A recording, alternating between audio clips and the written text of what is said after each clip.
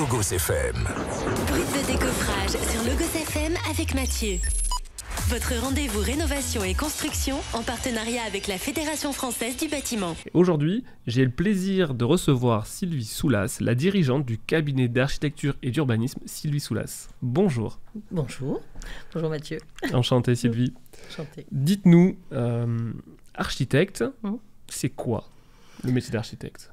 Alors, c'est un métier assez complexe qui fait énormément rêver les gens, je crois. Oui. Beaucoup fabulé, mais c'est un métier qui est effectivement assez fabuleux, assez complexe et qui a un intérêt, c'est que je trouve on ne s'ennuie jamais. D'accord. Et qu'en gros, je trouve qu'on ne fait jamais jamais tout le temps la même chose. C'est très très diversifié, d'autant plus que effectivement nous on fait architecture et urbanisme, et c'est vrai que j'y tiens beaucoup parce que je crois qu'on peut très très peu imaginer un bâtiment hors de son environnement, et même par rapport à la conception et à notre rôle sociétal, parce que là je crois que c'est très important, et effectivement l'architecte a un rôle social et un rôle très humaniste quand même. Après on peut penser que c'est un artiste un peu indépendant et un petit peu mégalo des fois, mais je pense vraiment que l'humanité qui peut se dégager des architectes est quelque chose de très intéressant. Ils s'intéressent aux autres quand même. Voilà. Et cette vocation de devenir architecte, elle vous est arrivée quand et comment ? Alors, elle s'est inscrite d'elle-même, je crois. C'est-à-dire que quand moi, j'ai voulu aller à l'école d'architecture, j'ai fait un tour, j'ai mis Sciences Po, Cagne, machin, ou après Mathup, tout ça. Même, je ne sais pas si j'aurais pu y accéder ou quoi que ce soit, mais c'était quand même très coincé, coupé dans des types de matières. Là, avec architecture, quand j'ai regardé les programmes et quand je cherchais ce que je voulais faire, parce que j'étais beaucoup en recherche, je me suis dit, mais c'est quand même quelque chose où je peux avoir énormément de domaines dans lesquels je vais trouver une réponse à mes intérêts. C'est-à-dire qu'effectivement, je trouve qu'il y a beaucoup de sciences humaines, il y a beaucoup aussi de sciences culturelles. D'accord. Histoire de l'archi, histoire de l'art, on s'intéresse au développement, on doit être en résonance avec la société par rapport à ses attendus, ou même essayer un peu de les dévancer si on peut, mais surtout d'arriver à répondre, et puis surtout de voir où sont les nouveaux attendus effectivement des gens, et donc il faut quand même essayer de comprendre un peu les gens pour qui on travaille.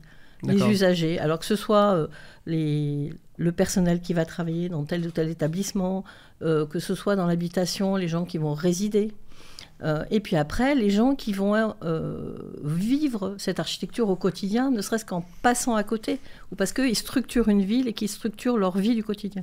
Est-ce que l'architecte s'inspire naturellement, ou est-ce que c'est un acte un peu forcé de regarder ce qu'a fait ses prédécesseurs dans ce qui a marché par marché pour pas refaire les mêmes erreurs, ou au contraire reprendre les bonnes idées qu'on a peut-être oubliées avec le temps ? Est-ce qu'il y a ce travail-là de prospective dans le métier quotidiennement quand même, ou pas ? Alors, j'espère... Pour moi, oui. Après, je ne peux pas tellement parler pour tous mes confrères, mais je pense quand même, et c'est ce qui est de toute façon enseigné aussi dans les écoles d'architecture, c'est qu'on ne crée pas ex nihilo comme ça quelque chose.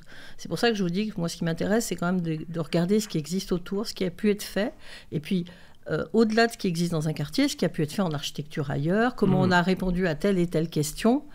Et moi, d'ailleurs, l'idée, c'est de répondre à ça avec une culture plus élargie, sans être trop mode. Ce qui m'inquiète des fois, de temps en temps, d'ailleurs, sur la sélection actuelle des architectes, des fois, quand on fait des concours, des choses comme ça, les gens veulent toujours des idées très mode. Et le problème de la mode, pour moi, c'est que ça se démode. Et ça passe. C'est le problème de la mode, c'est que ça passe. Ça, voilà. Donc je trouve qu'un bâtiment, quand il est bien, quand il a plus de 10 ans, et je trouve qu'il faut qu'il ait eu beaucoup de talent, ce bâtiment. Ouais. Après, voilà. Donc c'est toujours c'est inquiétant des fois dans la sélection actuelle, où on demande des références de moins de 3 ans sur tel et tel domaine. Alors que je pense que notre rôle d'architecte, c'est quand même d'essayer de répondre à plusieurs programmes. Ce qui est important, c'est que le programme soit bien fait, que la réflexion en amont ait été bien faite. Et nous, on va être là pour ordonnancer les rêves et les attendus des clients. Tiens, ça me fait penser à une question. Comment est-ce que, quand on est la même personne, on arrive à réfléchir en architecte et en urbaniste ? Parce que là, des fois, on se dit l'architecte voudrait faire ça, mais l'urbaniste ne veut pas, ou inversement. Comment est-ce qu'on se positionne là? Alors, disons que moi, ma réflexion d'urbaniste, elle est en amont de ma construction d'architecte. Donc on définit un cadre avant. Avant, je définis un cadre, voilà. Et donc après, effectivement, l'urbaniste peut être un peu frustré si le cadre, donc ça veut dire le cadastre et la parcelle qu'on lui donne comme terrain de jeu, en fin de compte, est extrêmement contraint. Mais justement, malgré tout, plus vous avez des contraintes, même si des fois c'est quand même un peu compliqué de jongler avec les contraintes de toutes sortes et toutes les réglementations, ça on pourra parler de tout ça, mais arriver justement à malgré tout trouver une réponse, ça reste des choses, alors des fois on est plus ou moins contraint, et donc l'approche urbanistique du secteur est moins, mais je trouve que c'est intéressant. Moi je trouve un autre débouché là-dedans, c'est que de temps en temps, je suis appelée pour réfléchir à un développement de petits morceaux de ville. C'est-à-dire qu'on a un bout un peu plus large, des études préopérationnelles pour des groupes voilà, qui ont des terrains et qui ne savent pas bien comment ils vont les développer. Où là, on est des fois en contact. Alors, rarement sur Clermont-Ferrand, mais bon, ça on sait, hein, nul n'est prophète en son pays. Donc on lance un appel, voilà. Il faut réfléchir et discuter un peu avant. Voilà, mais ça c'est autre chose. Mais effectivement, ça permet d'essayer de réfléchir à comment on vient développer et se mettre en place sur des morceaux de ville et créer des masses bâties qui peuvent se répondre. Et, voilà. Et pour rassurer les plus jeunes qui nous écoutent, l'architecte est toujours un créatif. L'architecte est toujours un créatif et sera toujours un créatif et doit être créatif. Alors, sur la seule chose, c'est que, d'abord, ce n'est pas la composition de tout le monde dans l'agence, c'est pas la position, il y a plusieurs positions dans l'agence, etc. Mais l'architecte se doit d'être un créatif, il devra toujours être créatif, et encore plus créatif avec l'IA, parce que ça aussi, c'est des réflexions qui commencent à monter, parce qu'effectivement, l'IA, il faut s'en servir comme un outil qui va vous aider justement à faire des recherches, à vous nourrir, je pense, effectivement, de référence. C'est un compagnon. C'est un compagnon. Mais alors après, c'est toujours un piège, hein, parce qu'il ne faut pas s'arrêter à ce que l'IA va donner. Mais l'être humain a tendance à vouloir simplifier sa vie aussi, donc c'est à lui de faire attention. C'est exactement ça. Et si on veut être maître de tout ça, il va falloir, au contraire, encore une fois, organiser tout ça. Mais ça répond aussi à ce que fait l'architecte un peu au quotidien. L'architecte au quotidien, son intérêt, enfin, ce qui est intéressant dans ce métier, c'est qu'on travaille aussi jamais seul. On est toujours en équipe. On a essayé de trouver un nom. Que ce soit sur la conception ou que ce soit après, continue à suivre des chantiers, continue à concevoir cette information. Et donc, et d'ailleurs, c'est ce que j'en aime dans toutes les composantes. C'est que je trouve que c'est un métier où on va aussi bien rencontrer des très grands dirigeants, on va travailler sur des grands projets avec des choses très complexes, et puis on va travailler avec quelqu'un qui a un rêve de sa vie, c'est sa maison, son extension, etc. C'est le budget de sa vie. C'est le but de sa vie, c'est son rêve. Mais après, vous avez des gens aussi qui vont travailler pour les autres, des bailleurs sociaux, des gens qui font des EHPAD, des hôpitaux, enfin, etc. Quel que soit le programme. Voilà. Et nous, on est là pour ordonnancer tout ça, et on travaille avec une équipe. Et là, on doit travailler de façon assez itérative avec des membres qui sont des bureaux d'études structures, des bureaux d'études environnementaux, des bureaux d'études fluides. Et nous, on est là pour, en fin de compte, synthétiser.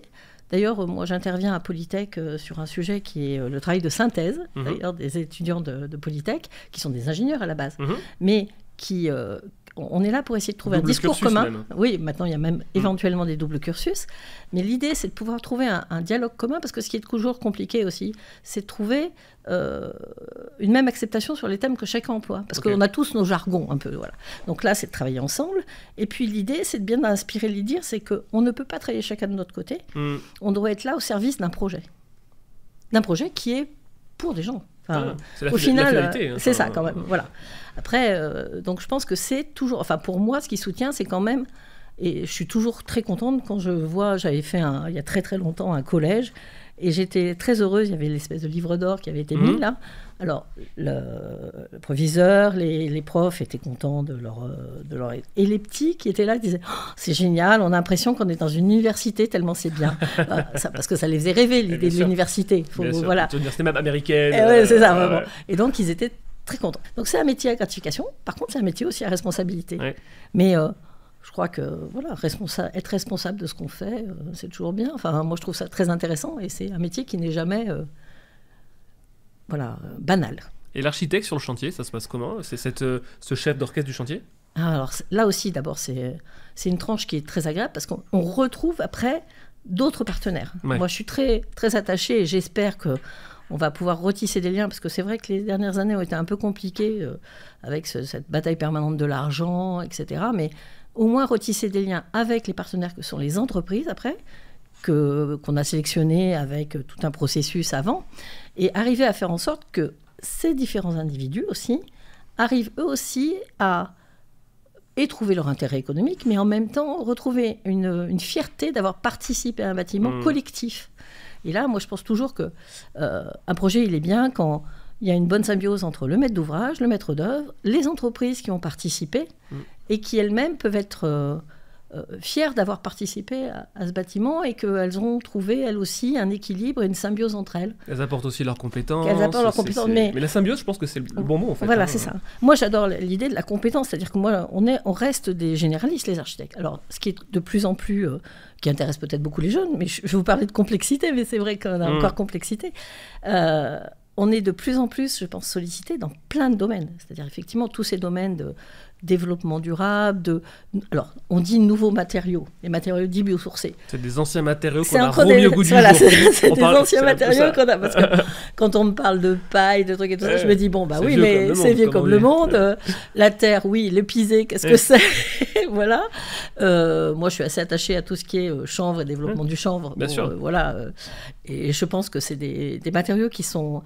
C'est-à-dire s'adapter, même si des fois c'est un peu... Je pense que le problème, c'est qu'à un moment, on a perdu du facile de faire venir des trucs du bout du monde. On a reperdu de l'intelligence pratico-pratique et locale. C'est ça. Et pratico-pratique, c'est-à-dire qu'effectivement, le bon sens pouvoir paysan, travailler... Mais c'est ça, pouvoir travailler avec des gens à proximité, pouvoir leur parler, pouvoir... voilà. Donc, même si aujourd'hui, pour faciliter le fait d'éviter des déplacements, on peut faire des visios et quoi que ce soit, moi, je suis encore... je suis encore pour l'idée que le mieux, c'est quand même de se voir et de se parler. L'humain. Voilà. Bah voilà. En gros, je crois que j'ai pas arrêté de vous dire que je mettais l'humain au centre de ce que je faisais. De la même façon, je pense que si on n'est pas humain avec les gens avec qui on travaille, ça marche pas bien. Si on n'est pas... D'accord. Mais l'humanité ne veut pas dire faiblesse. Bien sûr. Voilà. Et donc le chantier, c'est pareil. On peut entendre, on peut comprendre. C'est pas pour autant qu'on admet. Voilà. Et après, c'est toute une négociation. Bien sûr. Moi, ce que j'aime effectivement avec les entreprises, c'est qu'elles aient un savoir-faire. Ce qui est des fois un peu compliqué, c'est qu'aujourd'hui, elles ont des contraintes ou des choses comme ça qui font qu'elles peuvent perdre un savoir-faire. Ce qui est dommage parce que c'était tout l'intérêt. J'avais moins peur d'aller sur un chantier, si c'est une peur, moins de difficulté d'aller sur un chantier il y a bientôt 30 ans, quand j'étais plus jeune. On lit doucement, Voilà, qu'aujourd'hui, peut-être, parce que... je me trouve des fois confrontée avec des gens qui n'ont même plus le savoir-faire de leur métier. Mais c'est pas vrai pour tout le monde. Mais je pense qu'il faut arriver à tirer justement vers le haut ces entreprises qui arrivent à sauvegarder leur savoir-faire, qui arrivent à sauvegarder leur encadrement. Et c'est là que nous, c'est intéressant pour nous, parce que nous, on est généralistes. Et après, si les gens sont capables de nous apporter une solution technique plus adaptée à leurs connaissances spécifiques de leur métier, et qu'on peut adapter ce qu'on a fait en s'appuyant sur ses connaissances, c'est génial. Tant que, moi, ça sera toujours... Je peux discuter, on peut admettre des modifications même, tant que c'est au bénéfice du projet. Oui, bien sûr. Et que ça continue à profiter au projet. Voilà. Donc si je peux résumer un peu notre entretien, et pour reprendre un peu ce que vous disiez, le fond de son métier aussi, c'est tirer le meilleur de chacun pour la finalité du projet. C'est ça, oui, plutôt, oui. Ouais, super. Bon, merci en tout cas, Sylvie. Merci pour tout. C'était Brut de décoffrage sur Logos FM en partenariat avec la Fédération Française du Bâtiment. Belle journée à tous. Au revoir. C'était Brut de décoffrage sur Logos FM. Avec notre partenaire, la Fédération Française du Bâtiment. Logos FM.